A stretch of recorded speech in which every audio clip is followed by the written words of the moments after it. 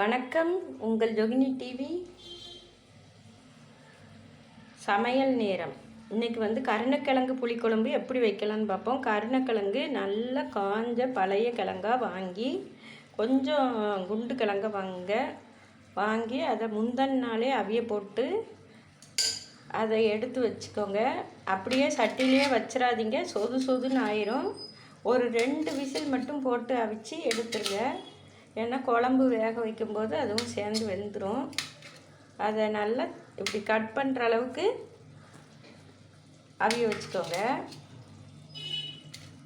அதுக்கு அடுத்தது புளி கொஞ்சம் ஊற வச்சுக்கோங்க. 2 சில் ஒரு 50 கிராம் தேங்காய் எடுத்து ஒரு 7 சின்ன வெங்காயம் சேர்த்து நல்லா மையாக அரைச்சி வச்சுருக்கேன். இது முதல்ல தாளிச்சிக்கலாம்.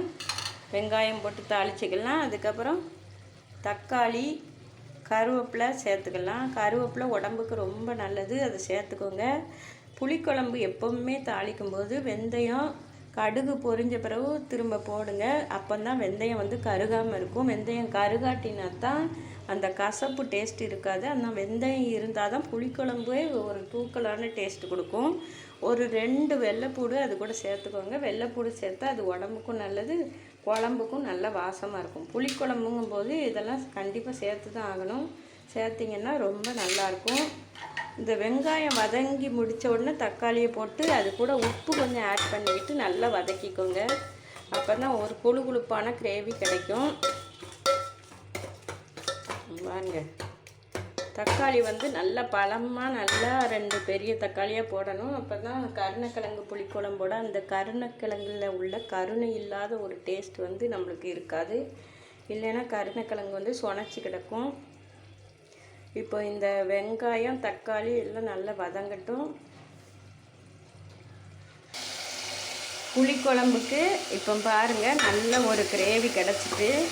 எப்போவுமே கொஞ்சம் எண்ணெய் அதிகமாக ஊற்றிக்கோங்க. எண்ணெயும் தண்ணியும் தான் மனுஷனை வளர்க்கும். எண்ணெய் சுத்தமான மிந்தியெல்லாம் செக்கில் ஆட்டின எண்ணெயாக இருந்துச்சு.